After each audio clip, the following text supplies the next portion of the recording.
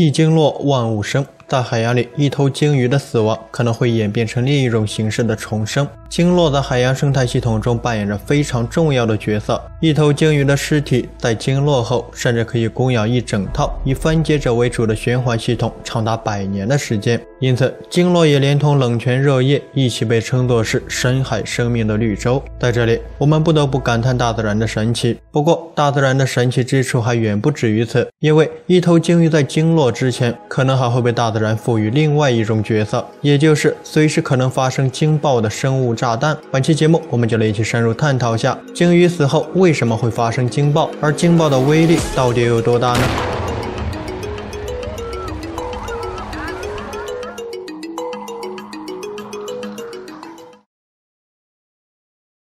时间回到2004年1月26日，一头体型巨大的抹香鲸搁浅在了台湾一处牡蛎养殖场的海湾附近。等人们发现它的时候，早就为时已晚。这头抹香鲸已经没有了任何生命体征，成为了一具巨大的尸体。据了解，这头抹香鲸的体长约为17米，体重一度达到了50吨。海洋生物学教授王建平在得知这一消息后，立刻申请负责对这头抹香鲸样本进行研究工作。但是由于它的体型实在是过于庞大，研究人员根本无法在海岸直接对其进行处理。迫于无奈，教授最终做出了一个让自己，同时也让当时在场所有人都后悔莫及的决定，也就是将这头抹香鲸运送到其他地方进行安置。为了将这头抹香鲸装上平板卡车，50多位工作人员足足花费了13个小时的时间。最终，抹香鲸被安全吊装上了卡车，并在所有人的目光下缓缓离开了这片海岸。说来也奇怪，上了卡车之后，鲸鱼的身体便慢慢膨胀了起来，而且随着时间的推移，其膨胀速度还变得越来越快，而且丝毫没有要停止的迹象。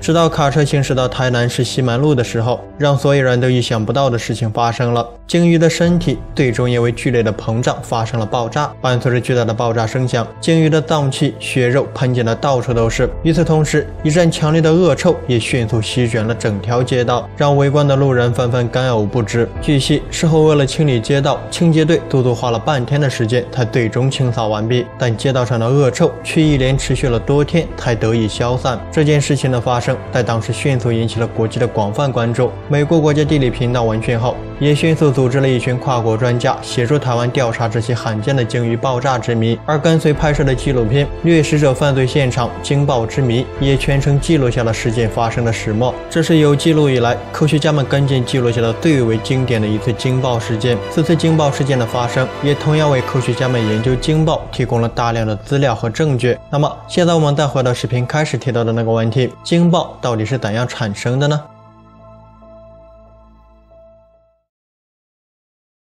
事实上，鲸爆的发生跟鲸鱼特殊的身体构造有着密不可分的关系。我们都知道，鲸鱼实际上是一种深海动物，再加上它们的体型非常庞大，要想正常的生活在深海之中，那就需要抵抗住深海强大的水压，而这就要求鲸鱼的体内必须要有足够的气压，才能抵抗住外部的水压。而由于有些鲸鱼在死前吃了很多的食物，这些东西在它们的胃里腐化，会产生大量瓦斯类的气体，包含甲烷、硫化氢以及氨等等。这些鲸鱼死后，它们的身体则会因为充斥了这些气体而迅速膨胀并浮上海面。伴随着体内气体的增多，身体其他脏器的腐败速度会变得越来越快，这将直接导致更多气体的产生。有时候甚至不到1天的时间，鲸鱼的身体便会迅速膨胀成皮球一样。如果继续这样膨胀下去，便会产生所谓的鲸爆现象了。那么在这里我们再来探讨下另一个问题，也就是鲸爆的威力到底又有多大呢？